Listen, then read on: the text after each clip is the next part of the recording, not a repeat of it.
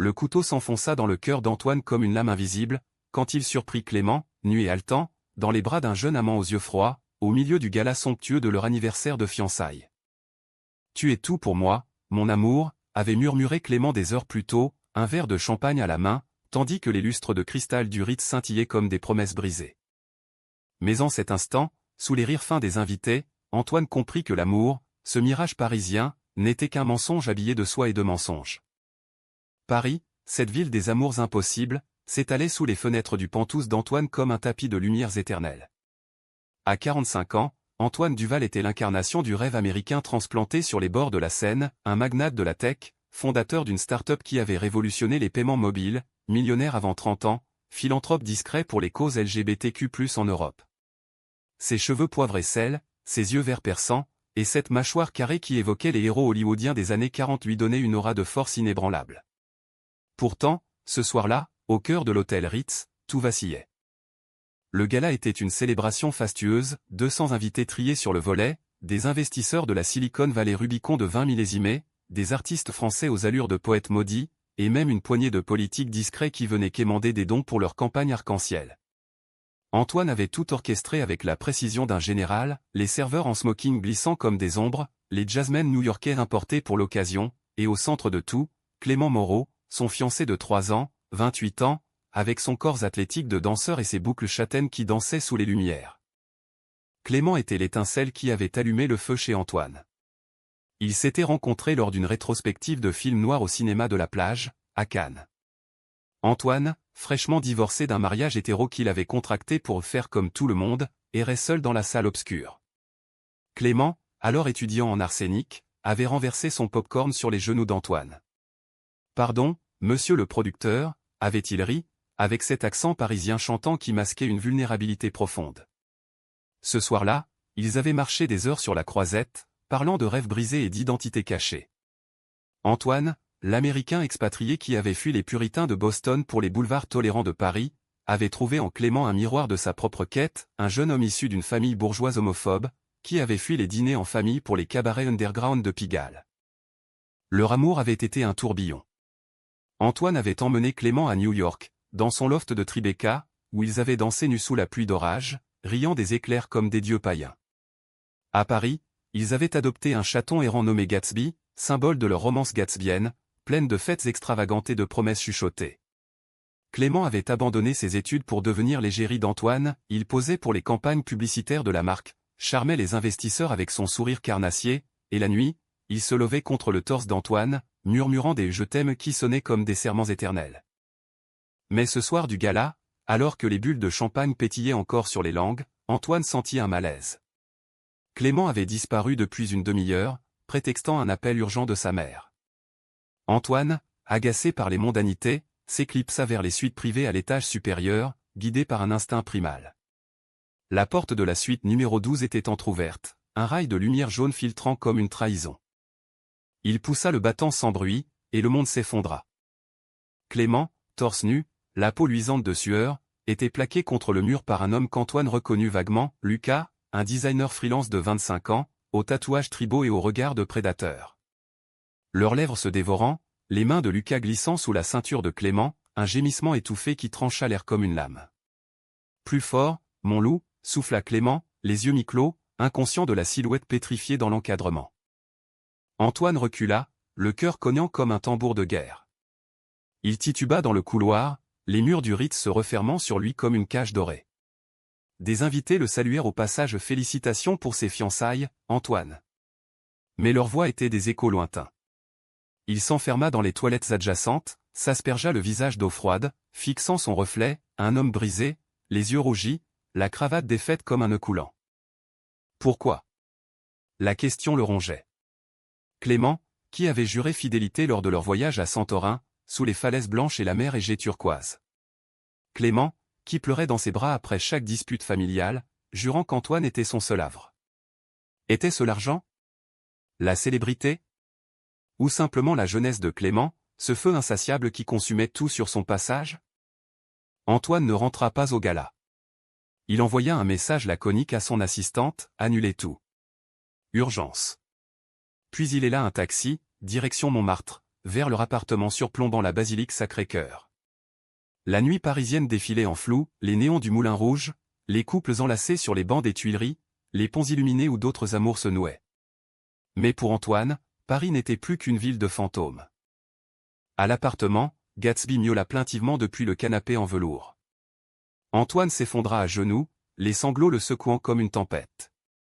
Il fouilla le téléphone de Clément laissé sur la table de chevet, par oubli ou arrogance, et découvrit les messages, des semaines de rendez-vous secrets avec Lucas, des photos volées dans la gym, des « tu me manques déjà » envoyés à minuit. La trahison n'était pas un accident, c'était une habitude. À l'aube, Clément rentra, encore imprégné du parfum musqué de l'hôtel. « Antoine ? Qu'est-ce qui se passe ?» Son visage, d'ordinaire si radieux, se crispa en voyant les valises entassées près de la porte. « Pars, » murmura Antoine, la voix rauque, sans lever les yeux. « Emporte tout ce que tu veux. Mais ne reviens jamais. » Clément s'agenouilla, tentant de prendre sa main. « C'était une erreur, mon amour. Une faiblesse. Je t'aime, toi. Seulement toi. » Antoine retira sa main comme brûlée. L'amour ne trahit pas. Il protège. Il se leva, immense dans sa douleur, et appela la sécurité de l'immeuble. 2 vigiles musclés escortèrent Clément dehors, son sac de voyage à la main, sous la pluie fine qui commençait à tomber sur Paris. Les jours suivants furent un brouillard. Antoine annula les fiançailles par un communiqué laconique, circonstance personnelle. Les tabloïds s'emballèrent le milliardaire brisé, fin d'un roman gai à Paris, mais il s'enferma dans son bureau, noyé dans le travail. Sa start-up lança une nouvelle app, baptisée Haven, un havre numérique pour les communautés queer isolées. Les investisseurs applaudirent, mais Antoine savait, c'était sa catharsis, un cri silencieux contre la solitude. Un mois plus tard, lors d'une soirée caritative à l'Opéra Garnier, Antoine croisa Lucas. Le jeune homme, ivre de vin rouge, osa l'approcher. « Clément m'a dit que tu étais possessif. » « Mais, l'amour libre, c'est l'avenir, non ?» Antoine le toisa, glacial. « L'amour libre est un euphémisme pour la lâcheté. Bonne nuit. » Il tourna les talons, mais intérieurement, une rage bouillonnait. Il engagea un détective privé, non par vengeance, mais par besoin de vérité. Les rapports arrivèrent, Clément avait une addiction au jeu, des dettes colossales dissimulées, et Lucas n'était que le dernier d'une série d'aventures pour financer ses vices. La révélation frappa Antoine comme un uppercut. Pas de complot machiavélique, juste la fragilité humaine. Il pleura encore, mais cette fois, pour Clément autant que pour lui-même. Paris, avec ses cafés enfumés et ses amours éphémères, lui apprenait la dure leçon, l'amour n'était pas une conquête, mais un risque. Pourtant, au fond de lui, une braise persistait. Antoine voyagea, un mois à Los Angeles, chez des amis de la scène queer hollywoodienne, où il apprit à danser salsa avec des drag queens exubérantes. Puis Tokyo, pour méditer dans des temples zen, confrontant son ombre. À son retour, Paris avait changé, les feuilles d'automne rougissaient les allées du Luxembourg, et Antoine, à 46 ans, se surprit à sourire devant un inconnu au comptoir d'un bistrot. Mais Clément hantait encore ses rêves. Des nuits où il revoyait leur premier baiser, sous la tour Eiffel scintillant, un feu d'artifice personnel dans le ciel parisien. « Je te reconstruirai », avait promis Clément alors. Ironie cruelle, c'était Antoine qui se reconstruisait, pierre par pierre. Les saisons tournèrent comme les pages d'un roman maudit. Hiver 2022, Paris sous la neige, un manteau blanc qui étouffait les bruits de la ville. Antoine, désormais veuf de son amour perdu, plongea dans une routine ascétique. Matin au gym de la Seine, où il boxait un sac de frappe jusqu'à l'épuisement, imaginant le visage de Clément à chaque coup. Après-midi au bureau de la tour Montparnasse, où avaient explosé en succès, 1 million d'utilisateurs en Europe, des partenariats avec des ONG pour les refuges LGBTQ+, en Pologne et en Hongrie. Soirée solitaire au piano-bar du Georges V, un whisky sec à la main, écoutant des standards de Cole Porter chantés par une diva trans aux yeux de velours. Ses amis une clique éclectique de la jet-set queer, la galeriste lesbienne Sophie, l'avocat activiste Julien, et l'écrivain bisexuel Théo tentaient de le sortir de sa coquille. Viens à la Pride, Antoine. Danse, oublie, insistait Sophie lors d'un brunch au café de Flore. Mais Antoine déclinait, poliment. L'amour m'a vacciné, répondait-il, un sourire amer aux lèvres. En vérité, il craignait, et si le prochain était pire?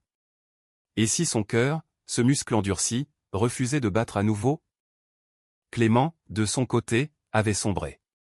Les rumeurs parvenaient à Antoine par des canaux discrets, expulsion de son appartement à Bastille pour loyers impayés, un séjour en cure de désintox au sud de la France, puis un job précaire comme barman dans un club SM de Belleville. Antoine, malgré la douleur, envoyait de l'argent anonyme via un fonds caritatif. Pas par faiblesse, mais par humanité, il refusait de laisser Clément crever dans les caniveaux parisiens. C'est pour Gatsby, se mentait-il, en signant les chèques. Un soir de printemps 2023, lors d'un dîner intime chez Julien Omar Breton et vin de Bordeaux, Antoine rencontra Elias. 32 ans, ingénieur en IA d'origine marocaine, avec une barbe taillée impeccable et des yeux noirs qui pétillaient d'intelligence. Elias travaillait sur un projet de réalité virtuelle pour l'empathie queer, simulant des coming out dans des familles hostiles. Ton app Aven m'a sauvé, confia-t-il à Antoine, une main effleurant son bras. J'ai pu parler à mes parents via ton chat anonyme. Le courant passa, électrique. Ils parlèrent des heures, des algorithmes qui libéraient les âmes, des nuits blanches à coder sous les étoiles de Marrakech, des films de Gus Van Sant qui avaient façonné leur adolescence. À minuit, sous la pluie fine du Marais, Elias embrassa Antoine à un baiser doux, hésitant, comme une question. Antoine répondit, le cœur battant, mais une ombre plana, était-ce de l'amour, ou un pansement sur une plaie ouverte? Leur romance fleurit en secret. Dîner aux chandelles dans des bistrots cachés de Montorgueil, week-end à Deauville où ils marchaient main dans la main sur la plage, indifférents au regard. Elias était patient, attentif, il lisait du Proust à voix haute dans le lit d'Antoine, caressant ses cicatrices invisibles. Tu es un survivant, Habibi, murmura-t-il, utilisant ce mot arabe qui signifiait mon amour. Antoine, pour la première fois depuis la trahison, se sentit vu non comme un portefeuille ambulant, mais comme un homme. Pourtant, les fantômes rôdaient. Lors d'une projection privée de Brokeback Mountain au Forum des Halles, Elias pleura en silence, Antoine, lui, revit Clément dans l'agonie des nids. Parle-moi de lui, demanda Elias un soir, enlacé sur le balcon surplombant les toits de zinc. Antoine hésita, puis déversa tout, la passion, la duperie, la reconstruction. Elias écouta, sans jugement. L'amour n'est pas une ligne droite, Antoine. C'est un labyrinthe. Mais le labyrinthe se resserra. En automne 2023, Aven subit une cyberattaque, des données d'utilisateurs exposées, des coming out forcés en ligne. Les médias hurlèrent au scandale, le tycoon queer en péril et Antoine, accusé de négligence, vit son empire chanceler. Elias fut là, codant des nuits entières pour colmater les brèches. On va s'en sortir, promit-il. Mais au milieu du chaos, un email anonyme arriva, une photo de Clément, amaigri, dans un hôpital de province, légendé, il a besoin de toi.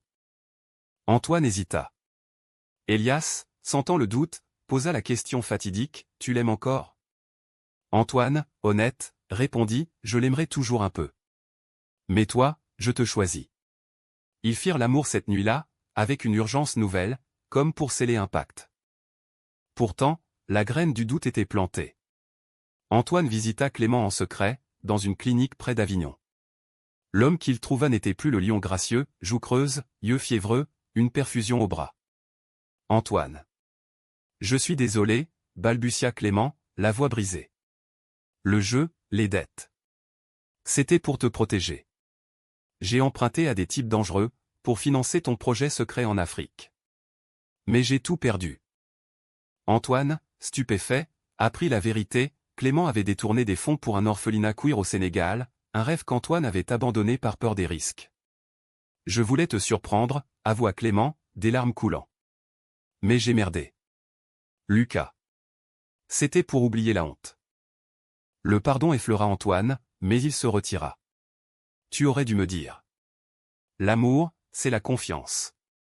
Il partit, le cœur déchiré, laissant un chèque et un contact pour un thérapeute. De retour à Paris, il confia tout à Elias, qui l'étreignit, tu es plus fort que ça. L'hiver 2024 apporta la tempête. Aven renaquit de ses cendres, plus sécurisée, et Antoine lança une fondation, Pont d'Arc-en-Ciel, reliant les diasporas queer mondiales. Elias devint son partenaire officiel, et lors d'une croisière sur la Seine, sous les étoiles, Antoine mit un genou à terre, épouse-moi, Habibi. Construisons un avenir sans ombre. Elias accepta, riant à travers les larmes. Paris applaudit, un mariage civil au Louvre, avec Sophie comme témoin, Julien officiant comme maître de cérémonie. Les vœux d'Antoine furent simples, je t'aime pour tes failles autant que pour tes lumières. Mais au banquet, un fantôme apparut. Clément, en costume impeccable, un bouquet à la main. Félicitations, dit-il, la voix tremblante. Je ne pouvais pas ne pas venir. Les invités murmurèrent, Elias blêmit, mais Antoine, après un silence, l'invita à la table. Assieds-toi. Pour clore le chapitre. La nuit fut électrique, toasts ambigus, rires forcés. Clément raconta sa rédemption aux thérapies, job stable comme chorégraphe, abstinence du jeu, j'ai appris à m'aimer, grâce à toi. Elias, magnanime, posa une main sur son épaule, l'amour nous unit tous. Pourtant, au lever du jour, alors que les mariés regagnaient leur suite, un appel anonyme brisa l'idylle, Clément n'a pas changé. Il prépare sa revanche. Le printemps 2024 s'annonçait radieux pour Antoine et Elias, lune de miel à Santorin, où les falaises blanches ravivèrent des souvenirs doux amers. Ils marchèrent là où Antoine avait jadis pleuré pour Clément, main dans la main, Elias murmurant des poèmes de Rumi en arabe. L'amour est un pont, pas une prison, dit-il, et Antoine y crut. De retour à Paris, leur vie s'embellit, un appartement rénové dans le 7e arrondissement, avec vue sur la tour Eiffel, Gatsby ronronnant sur un coussin en cachemire, et des projets fous, un festival queer à Cannes, fusionnant tech et art. Mais l'ombre de Clément grandissait. L'appel anonyme provenait d'un ex de Clément, un certain Romain, barman au même club de Belleville. Il te hait encore, avait-il craché au téléphone. Il prépare un livre, Le milliardaire et le jouet brisé. Tes secrets dedans. Antoine, sceptique, engagea à nouveau le détective. Les rapports confirmèrent, Clément signait un contrat avec un éditeur sensationnaliste, promettant des révélations croustillantes sur leur vie intime, les dettes cachées, même des rumeurs sur les origines queer d'Antoine, un coming out forcé à 16 ans à Boston, un suicide raté. La fureur envahit Antoine. Lors d'une confrontation orageuse au café des Deux Magots, sous la pluie battante, il jeta le dossier sur la table. Pourquoi, Clément? Après tout ça? Clément, pâle, baissa les yeux. Pour survivre. Le livre paie mes dettes. Et pour te faire mal, comme tu m'as fait mal en me jetant.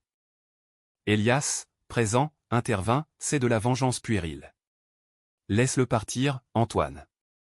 Mais le mal était fait. Les extraits fuitèrent en ligne, descriptions crues de leur nuit d'amour, accusations de manipulation financière. Les investisseurs d'Aven paniquèrent, Elias dut gérer une crise médiatique, et Antoine, pour la première fois, douta de son remariage.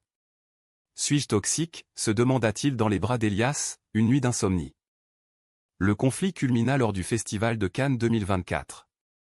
Antoine y présentait un panel sur l'IA inclusive, Elias à ses côtés comme co-animateur.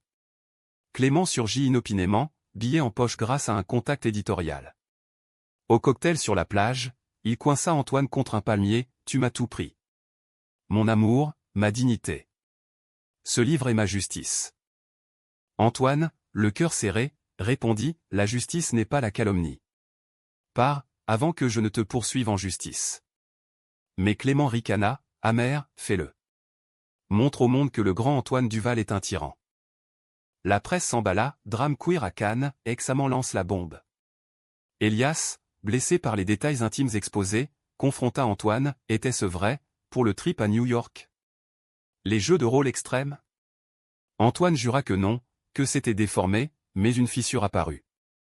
Ils dormirent dos à dos cette nuit-là, le bruit des vagues comme un reproche. De retour à Paris, la trahison de Clément déclencha une avalanche. La fondation Pont d'Arc-en-Ciel fut éclaboussée, des donateurs se retirèrent. Antoine, acculé, lança une contre-attaque, une interview exclusive au Monde, où il révéla sa propre vulnérabilité, la dépression post-trahison, les thérapies, l'amour retrouvé avec Elias. Clément m'a brisé, mais il m'a aussi libéré. Laissez-le guérir à sa façon, même si c'est douloureux. La marée tourna. Les communautés queer se mobilisèrent, pétition pour boycotter le livre, témoignage d'utilisateurs d'Aven sur la résilience d'Antoine. Elias, après une retraite solitaire à Lisbonne, revint plus fort, on affronte ça ensemble. Pas de secret. Mais le vrai coup vint d'un allié inattendu, Sophie, la galeriste, qui avait des connexions dans l'édition. Elle négocia un deal, Clément retire le livre contre un soutien financier discret pour sa thérapie et un job comme chorégraphe pour la fondation.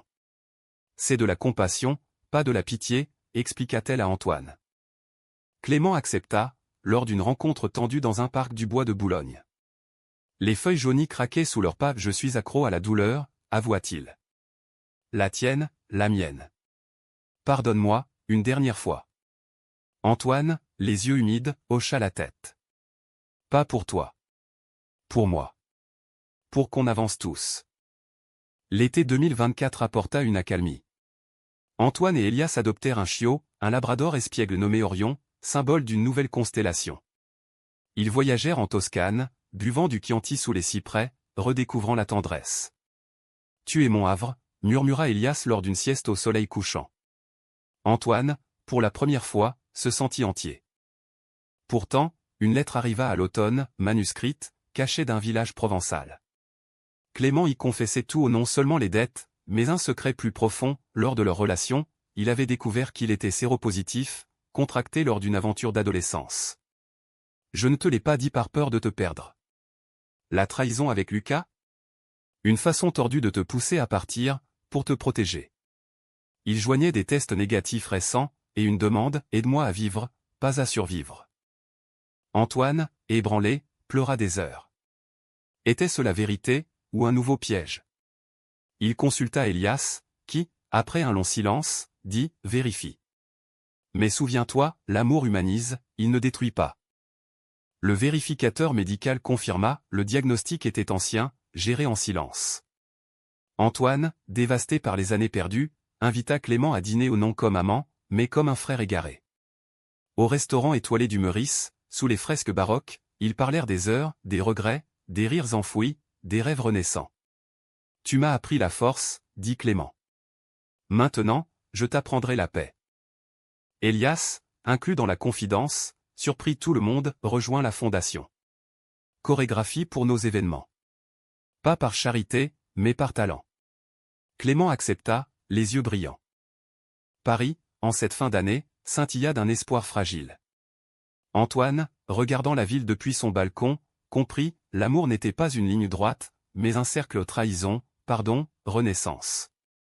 L'année 2025 s'ouvrit sur un tourbillon de changements. La Fondation Pont d'Arc-en-Ciel lança son premier gala virtuel, connectant Paris à Johannesburg et San Francisco, des témoignages live de jeunes queers, des performances dansées par Clément, dont la chorégraphie brille de vert, un ballet poignant sur la fragilité des cœurs arracha des larmes aux milliers de viewers. Antoine, depuis le podium numérique, remercia publiquement, à ceux qui nous brisent, merci de nous reconstruire. Les yeux se tournèrent vers Clément, en coulisses, qui hocha la tête, un sourire timide aux lèvres. Elias et Antoine naviguaient les eaux troubles avec grâce. Leur mariage, célébré dans l'intimité, devint un pilier, des ateliers de couple queer qu'ils animaient ensemble, mêlant tech et thérapie. L'IA peut prédire les cœurs brisés, plaisantait Elias lors des sessions. Antoine riait, mais intérieurement, il guettait les signes, un regard trop long de Clément lors des répétitions, une tension dans l'air chargé d'histoire. Clément, de son côté, se métamorphosait. Installé dans un petit studio à Montreuil, il suivait une thérapie rigoureuse, abstinent du jeu et des amours toxiques. Son rôle à la fondation le revitalisait, il coachait des danseurs trans, infusant ses routines d'une énergie cathartique. « Tu m'as donné une seconde chance », confia-t-il un soir à Antoine, après une répétition sous les projecteurs du théâtre de la ville. « Ne la gâche pas », répondit Antoine, une main fraternelle sur son épaule. Mais le destin, ce farceur parisien, ourdit un nouveau nœud. En mars, lors d'une retraite de la Fondation à la campagne normande ou un manoir du 18e entouré de pommiers en fleurs, un accident éclata. Elias, randonnant seul dans les bois, glissa sur une racine mouillée, se fracturant la cheville. Confiné au lit, il envoya Antoine et Clément chercher un médecin d'urgence en ville voisine. La route sinueuse, la nuit tombante, la pluie torrentielle, leur vieux 4x4 dérapa sur une flaque, heurtant un arbre centenaire. Antoine s'éveilla à l'hôpital de Rouen, le crâne bandé, des côtes fêlées. Clément, assis à son chevet, le visage tuméfié, tenait sa main. « Tu m'as sauvé », murmura Antoine, la voix pâteuse de morphine. Clément secoua la tête, « Non. C'est moi qui ai freiné trop tard. » Mais Elias va bien entorse légère, il râle déjà contre l'immobilité. Les jours suivants furent un cocon forcé. Elias, plâtré mais espiègle, les taquina, ma parole, vous deux, c'est comme un remake de Brokeback et sans les moutons. Rire nerveux, mais une vérité sous-jacente, l'accident avait ravivé des braises. Antoine soignait ses blessures en alternance, dormant parfois dans la chambre d'Elias, parfois veillant sur Clément, dont les cauchemars hantés par le crash le faisaient hurler la nuit. Une confession glissa un soir, sous les étoiles normandes. Clément, fumant une cigarette illicite sur le balcon du manoir, avoua « Je t'aime encore, Antoine. » Pas comme avant un pas possessif. Mais comme un feu qui couve. Antoine, le cœur pincé, répondit « Et Elias ? » Il est mon présent, mon futur. Clément acquiesça, écrasant sa cigarette. Je sais. C'est pour ça que je pars. Un contrat de chorégraphie à Berlin. Loin, pour guérir vraiment. Le départ de Clément fut un adieu doux amer, un brunch au manoir, toast au cidre, promesse de mailles sporadiques. Sois heureux, dit Antoine, l'étreignant comme un frère. Elias, en fauteuil roulant, ajouta, reviens pour le prochain gala.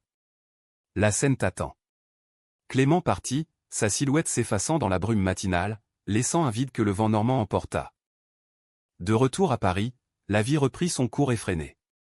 Aven Integralia d'Elias pour des thérapies virtuelles, et Antoine, guéri physiquement, affronta une crise intérieure, une dépression larvée, masquée par le travail. Lors d'une session avec leur thérapeute commune, il craqua « J'ai peur de revivre la trahison. » Avec Clément, avec Elias ou avec quiconque. Elias, tenant sa main, murmura « L'amour est un risque calculé. Et le nôtre vaut tous les algorithmes. » L'été apporta une lumière, le festival queer de Paris, où Bris de verre fut repris en live stream mondial. Clément, via vidéo depuis Berlin, salua la foule à Antoine, qui m'a appris à danser sur les ruines. Les applaudissements tonnèrent, et Antoine, aux premières loges avec Elias, sentit les larmes couler au nom de douleur, mais de gratitude. Mais octobre 2025 réserva le retournement. Une enveloppe anonyme atterrit sur le bureau d'Antoine, des documents médicaux, des relevés bancaires, et une lettre de Clément. Lis ça avant de me juger une dernière fois. Les papiers révélaient tout, des années plus tôt, lors de leur idylle, Clément avait non seulement financé l'orphelinat sénégalais, mais aussi payé discrètement les factures médicales d'Antoine, un cancer de la prostate diagnostiqué en secret à 40 ans, guéri sans alarmer quiconque.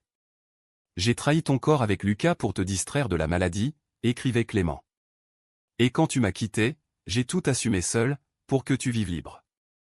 Antoine, abasourdi, relut les scans, les chèques falsifiés en dons anonymes. Elias, lisant par-dessus son épaule, pâlit, il t'a sauvé la vie. Littéralement. La révélation stupéfia leur cercle, Sophie hurla au téléphone, Julien prépara un toast immédiat. Clément n'était pas un traître, il était un martyr d'amour, un sacrifice silencieux dans l'ombre des lumières parisiennes. Antoine appela Berlin. Reviens. Pas pour moi, pour nous tous. Clément arriva le lendemain, traîné par un vol de nuit, les yeux cernés mais lumineux. Au dîner chez Antoine Chandelle, foie gras, et un violoniste itinérant, la vérité éclata. Pourquoi ne pas l'avoir dit, demanda Antoine, la voix brisée. Par amour. Le vrai, celui qui libère. Clément sourit, et pour la première fois, il y avait paix. Elias, magnanime, leva son verre à la famille choisie. Brisée, mais entière.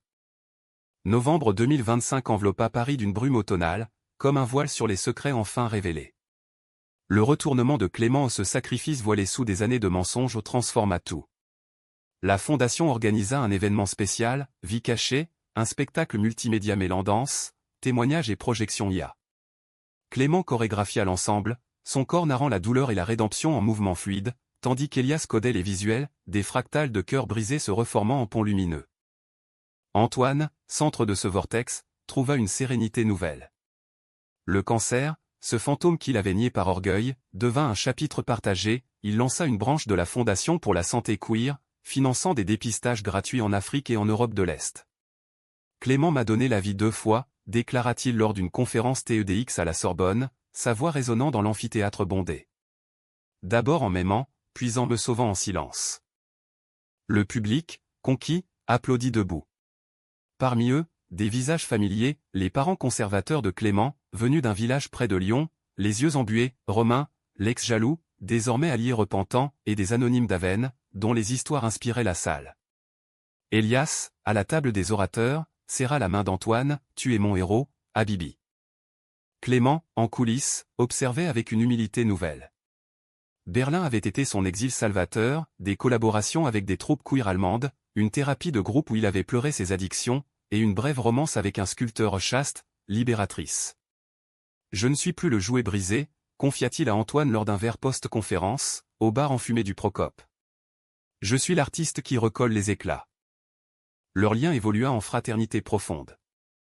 Des dîners hebdomadaires à trois, Antoine, Elias, Clément devinrent rituels, rire sur des anecdotes de voyage, débats enflammés sur le cinéma américain, Clément défendait A Call Me By Your Name, Elias A Moonlight, et des silences complices où les non-dits s'évaporaient. Gatsby et Orion, les animaux de la maison, adoraient Clément, sautant sur ses genoux pour des caresses espiègles. Pourtant, la vie n'était pas un conte sans ombre. Un soir de décembre, lors d'une promenade sous les guirlandes de Noël des Champs-Élysées, Elias confia une peur, « Et si Clément reprend sa place ?» Antoine s'arrêta, le prenant dans ses bras sous la neige fine. « Il a sa place, à côté de la nôtre. L'amour n'est pas un gâteau à partager, c'est un festin infini. » Ils s'embrassèrent, indifférents aux passants, réaffirmant leur union face au monde scintillant. Clément, de son côté, trouva l'amour ailleurs, un jeune professeur de littérature, Adrien, rencontré lors d'une masterclass berlinoise.